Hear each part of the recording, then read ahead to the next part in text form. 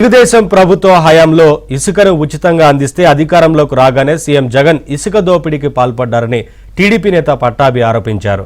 రాష్ట్రంలో 40 నుంచి 50 వేల కోట్ల దోపిడీ చేశారని తమ నేత చంద్రబాబు ఆధారాలతో సహా వెల్లడించినట్లు తెలిపారు. అయితే వైసీపీ నేతలు మాత్రం ఇప్పటికీ బుకాయించే ప్రయత్నం చేస్తున్నారని దుయ్యబట్టారు. తాము చెప్పిన లెక్కలు కేంద్ర ప్రభుత్వ పర్యావరణ శాఖ నిజమేనని తేల్చిందన్నారు. గతంలో చంద్రబాబు నాయుడు గారు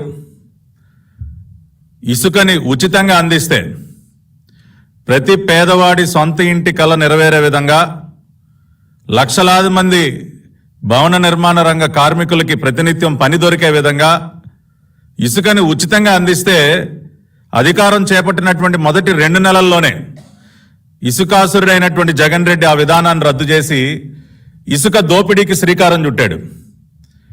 ఏ స్థాయిలో దోపిడీ చేశాడంటే ఒక 5-6 నెలల క్రితం చంద్రబాబు నాయుడు గారు స్వయంగా ఒక ప్రెజెంటేషన్ ద్వారా ఏ రకంగా దాదాపు 40-50 వేల కోట్ల రూపాయలు ఏ రకంగా దోచుకున్నాడో ఆధారాలతో సహా రాష్ట్ర ప్రజల ముందు ఉంచడం జరిగింది. ఆ రోజున అందరూ నిర్ఘాంతపోయారు. ఇన్ని వేల కోట్ల రూపాయలు ఇసుకాసురుడు దోచేశాడా?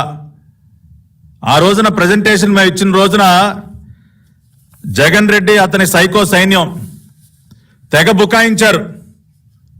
ఇవన్నీ పూర్తి అవాస్తవాలు, అకారణంగా మా పైన బురద జల్లుతున్నారు, మేము చాలా పారదర్శకంగా ఇసుక రీచుల్ని నిర్వహిస్తూ ఉన్నాం అని చాలా రకాలుగా బుకాయించే ప్రయత్నం చేశారు వాళ్ళ చేతిలో ఉన్నటువంటి బులుగు మీడియాను అడ్డం పెట్టుకుని.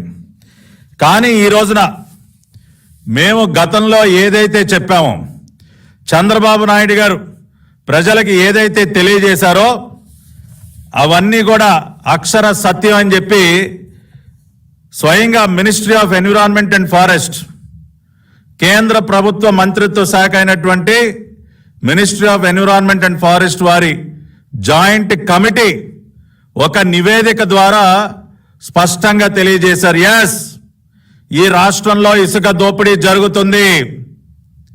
ఎన్విరాన్మెంటల్ క్లియరెన్స్ లేకుండా విచ్చలవిడిగా ఇసుక దోపిడీ చేస్తా ఉన్నారు.